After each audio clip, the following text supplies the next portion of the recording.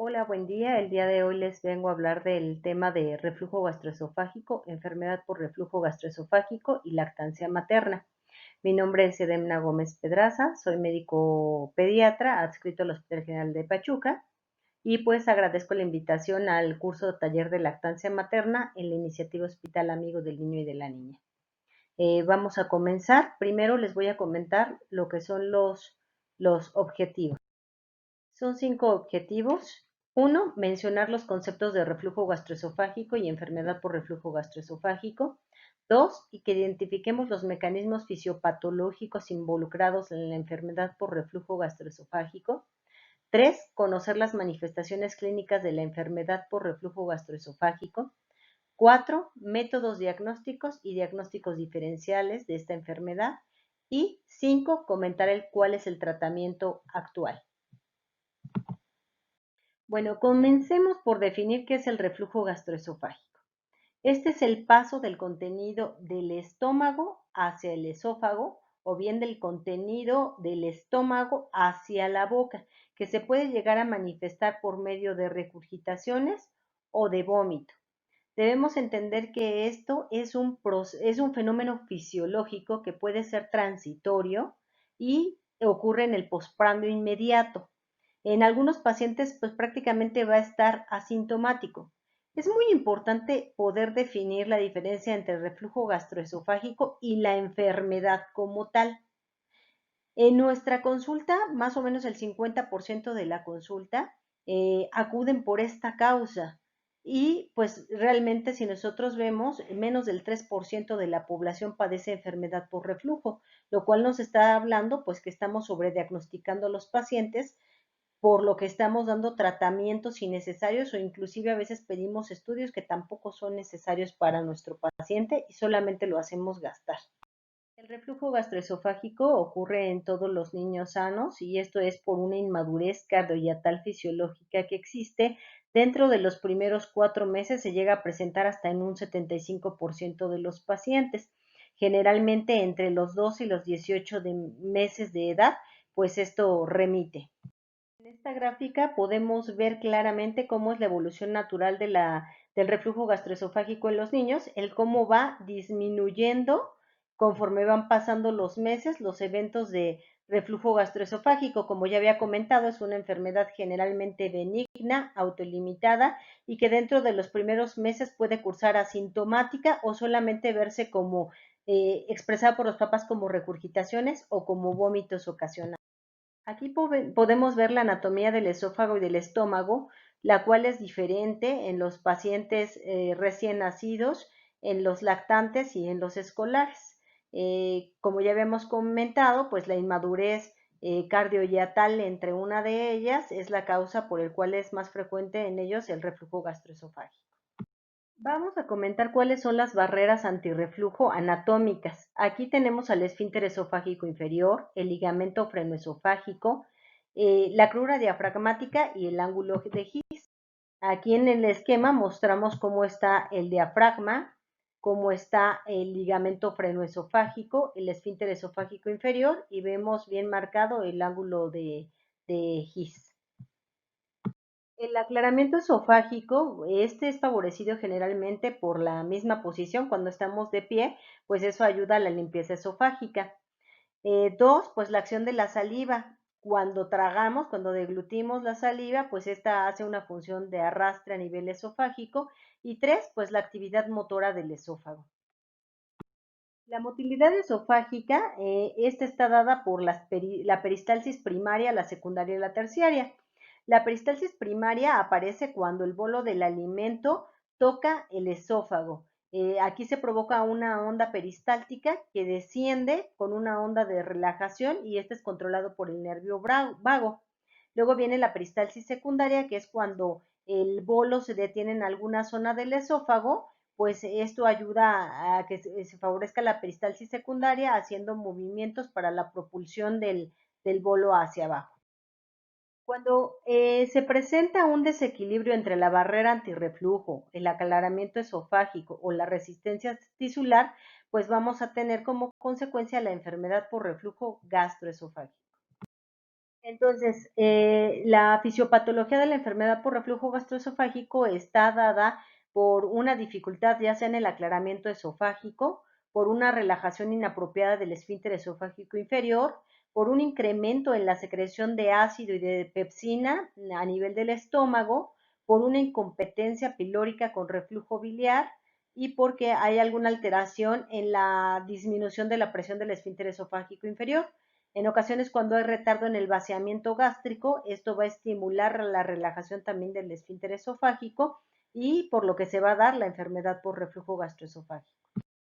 Nuevamente comentamos que estos mecanismos asociados a reflujo es por una relajación transitoria del esfínter esofágico inferior, puede haber un retraso en el vaciamiento gástrico, puede haber factores posicionales, ya les había comentado que la misma posición, generalmente los bebés están todo el tiempo en decúbito, lo cual favorece también el reflujo, o cuando estamos dando grandes volúmenes de leche a los bebés, también favorece enfermedad por reflujo, o cuando la mami no prepara la fórmula de forma adecuada, esto hace que aumente la osmolaridad, lo cual hace que retarde el vaciamiento gástrico y hace que incremente la relajación del esfínter esofágico inferior, llevándonos a una enfermedad por reflujo gastroesofágico. Dentro de las patologías más frecuentemente asociadas a enfermedad por reflujo tenemos que es la prematurez, la alergia a las proteínas de leche de vaca, pacientes con síndrome de Down, parálisis cerebral, neumopatías crónicas, trastornos esofágicos y acalasia. Aquí lo importante es llegar a un diagnóstico adecuado, por lo cual tenemos que tener una historia clínica completa, una exploración física completa y solamente en aquellos pacientes que tengan realmente enfermedad por reflujo gastroesofágico se realizarán pruebas complementarias. Es importante ver qué características clínicas tiene nuestro paciente para poder diferenciar entre reflujo gastroesofágico y enfermedad por reflujo. Es decir, el reflujo gastroesofágico es, como ya habíamos comentado, es algo benigno.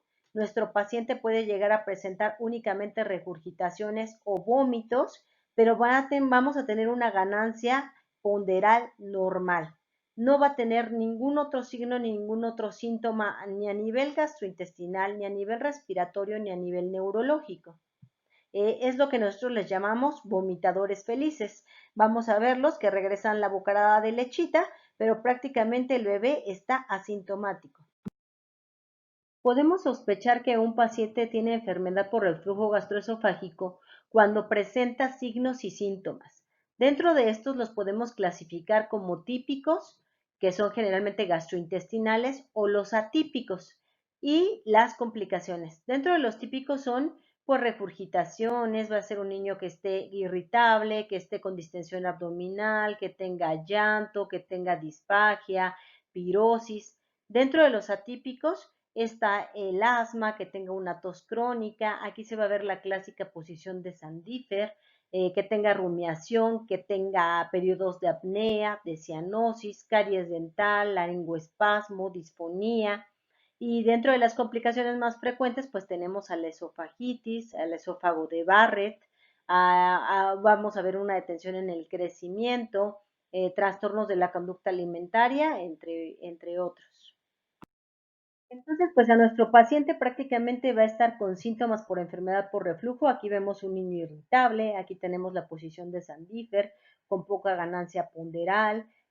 Como ya les comentaba, pueden ser signos típicos o atípicos, pero sí son evidentes en el paciente. Generalmente la mamá lo lleva porque vomita, porque regurgita, porque no gana peso, porque de repente le da la tosecita, está ronquito el bebé, está irritable, no duerme bien y entonces pues, es motivo por el cual lo llevan a la consulta. Algo que es importante es hacer diagnósticos diferenciales, ya que el vómito no solamente nos va a hablar de enfermedad por reflujo gastroesofágico. En este caso, por ejemplo, pondré algunos ejemplos.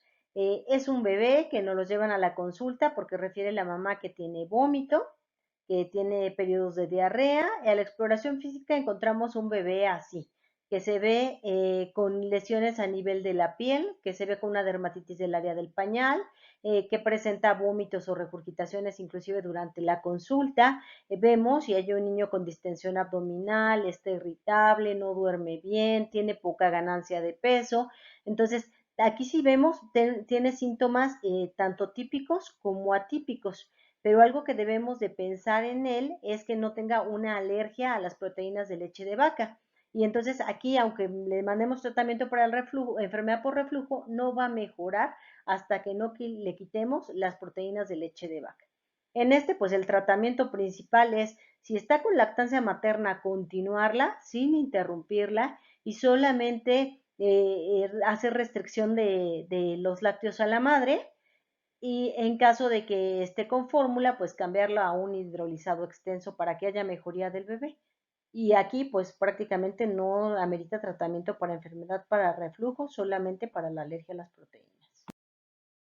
Otro ejemplo más es un pequeñito que imaginemos que nos llega a las 3 semanas de vida aproximadamente, refiere la mami, que inicia con vómitos, conforme van pasando los días van incrementando en número y en cantidad de los vómitos hasta que llega a ya no tolerar la toma por completo. Cuando llega al consultorio podemos encontrar a un niño que inclusive persiste con ictericia, que no ha ganado peso, podemos encontrar a un niño deshidratado, y a la exploración física podemos encontrar lo que es la oliva pilórica, podemos ver ondas antiperistálticas y el vómito que está persistente de contenido gastroalimentario y se puede llegar a presentar en proyectil. En ellos lo que debemos sospechar por las semanas que tiene de vida, pues es algo que se llama hipertrofia de píloro. Si le tomáramos una radiografía en ese momento, encontraríamos gastromegalia, aunque el diagnóstico se hace por ultrasonido y por clínica. En el ultrasonido, pues se corrobora la estenosis de hipertrofia de píloro. Entonces, igual, niño que llega vomitando no forzosamente tiene que ser enfermedad por reflujo. En este caso, es una hipertrofia de píloro y que el tratamiento sería quirúrgico. Y obviamente pues no mejoraría con tratamiento farmacológico. Los que les he comentado los casos, pues hay muchos casos más que debemos de hacer diagnóstico diferencial y por eso es muy importante tanto la historia clínica del paciente como la exploración física. Otro ejemplo más a lo mejor podría ser si nos llega un paciente que ha incrementado el perímetro cefálico, que la fontanela está amplia, que presenta vómitos, pues sospecharíamos a lo mejor que tiene alguna hidrocefalia y que pues tendremos que tomarle una tomografía. Otro niño que a lo mejor llega con fiebre, letárgico, con vómito, con mal estado general, a lo mejor y podemos sospechar de una neuroinfección, habría que hacer toma de laboratorios también para corroborar el diagnóstico. Entonces, con todo esto lo que les quiero decir es que siempre tenemos que estar pensando en diagnósticos diferenciales. Si después de nuestra historia clínica, de nuestra exploración física, sospechamos que nuestro pequeñito sí tenga una enfermedad por reflujo gastroesofágico, entonces tendríamos que pedirle estudios de diagnósticos. Entre ellos, bueno, pues se menciona ahí el hacer esófago gastrodenal, pero esta solamente está indicada cuando nosotros pensemos que tiene alguna anormalidad anatómica el paciente y que sea la causa de la enfermedad por reflujo. Sigue siendo hasta el día de hoy el estándar de oro para reflujo la pH-metría. Sin embargo, la desventaja de este es que solamente va a detectar episodios de reflujo ácidos y los no ácidos, que son generalmente los que se presentan en un 60-90%, pues no los va a reportar. Entonces, aunque la prueba a veces salga negativa, pues no nos va a excluir el diagnóstico. Otro estudio que llegamos a solicitar en ellos es la impedancia. La impedancia, esta generalmente sí nos detecta tanto pHs ácidos como no ácidos y tiene un tiempo de respuesta un poquito más rápido. Otro estudio es la manometría esofágica. Esta generalmente pues evalúa la peristalsis y el aclaramiento esofágico. El problema de este es que es un estudio con disponibilidad limitada y necesitamos que el personal pues esté bien capacitado. Otro estudio más sería la endoscopía con toma de biopsia esofágica. Esta generalmente la tenemos que indicar en pacientes que tengamos la sospecha de esofagitis o que tengan úlceras pépticas o que sospechemos que tengan una infección por Helicobacter pylori o gastritis, porque nos va a servir para también con toma de biopsia. Entonces, cuando nosotros clínicamente encontramos un paciente que cumple con signos y síntomas para sospechar que tiene enfermedad por reflujo gastroesofágico, en ocasiones no les pedimos ningún estudio de laboratorio y lo único que hacemos es iniciar tratamiento de forma empírica. El reflujo gastroesofágico como tal, que es el niño que ya quedamos que es un vomitador feliz y que no va a tener ninguna, que va a estar asintomático o únicamente va a tener regurgitaciones y vómito y que es una evolución benigna, no le vamos a dar ningún tipo de tratamiento. Aquel paciente que tiene enfermedad por reflujo gastroesofágico, que ya vimos que tiene signos y síntomas típicos o atípicos o complicaciones, en esto sí vamos a darle tratamiento y vamos a tener 4 objetivos. Uno, mejorar la sintomatología. Dos, resolver las lesiones histológicas. Tres, evitar complicaciones. Y cuatro, reducir la utilización de recursos sanitarios. Actualmente se recomiendan estos 3 escalones para tratar la enfermedad por reflujo gastroesofágico. Uno, implementar medidas higiénico-dietéticas. Dos, medidas farmacológicas. Y tres, tratamiento quirúrgico. Bueno, dentro del tratamiento, primero recomendamos la posición del paciente. La recomendada es ponerlos en decúbito lateral izquierdo. Se han hecho estudios en que en los neonatos la posición en decúbito prono o bien lateral izquierdo, pero bajo monitorización, ayudan a la enfermedad por reflujo. Sin embargo, en el domicilio no es recomendable esta posición por el riesgo de muerte de cuna y si se llegara a recomendar sería en niños mayores de 1 año de edad y bajo supervisión y siempre cuando estén despiertos. En el caso de que estén en domicilio, a veces se recomienda que se haga primero, dentro de la primera hora postprandial, que se pongan en decúbito lateral derecho para que favorezca el vaciamiento gástrico y posteriormente cambiarlos a decúbito lateral izquierdo. También hay que hacer modificación en la alimentación, tanto en niños como en adolescentes, es decir, disminuir la ingesta de cafeína, de chocolates, de grasas, de picantes y de alcohol, en el caso de adolescentes, para que haya mejoría de los sintomatología. También dentro de las medidas higiénico-dietéticas considera que es importante disminuir el volumen de las tomas de alimento. Esto es, incrementas el número de tomas, pero disminuyes el volumen. Y dos, bueno, también las famosas fórmulas antirreflujo o antirregurgitación, que generalmente estas lo único que van a hacer es disminuir el número de regurgitaciones o de vómitos, pero no el índice de reflujos ácidos. Entonces, generalmente pues es una fórmula que le va a dar tranquilidad a la mamá, porque a lo mejor ya no lo va a ver regurgitando o vomitando al bebé. Sin embargo, eso no significa que nuestro bebé ya no tenga episodios de reflujo como tal. Es importante decirle a la mamá que después de la alimentación debe poner a repetir al bebé. Si lo puede mantener en brazos a unos 30 grados después al recostado sobre ella para favorecer también que no haya regurgitación o bien en decúbito lateral del lado izquierdo como ya habíamos comentado. Los bebés alimentados al seno materno es importante decirle a la mamá que tendrá menos eventos de reflujo y que tendrá menos síntomas que los alimentados con fórmula, ya que la leche materna pues se digiere más rápido. En el caso de la lactancia materna, las tomas tienen que ser más breves pero más frecuentes.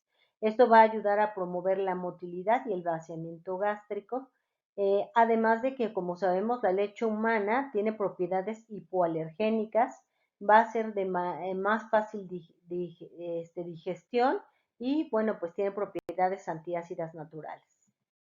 Bueno, el siguiente escalón es el tratamiento farmacológico. En este caso, pues hablamos de los bloqueadores de los receptores H2 de histamina. En este mencionamos a la ranitidina, cimetidina, nisatidina y famotidina. La ranitidina, pues es el de primera línea en los neonatos. Los bloqueadores de receptores H2 de histamina, pues van a hacer que haya disminución de la acidez, pero no disminuyen el número de episodios de enfermedad por reflujo.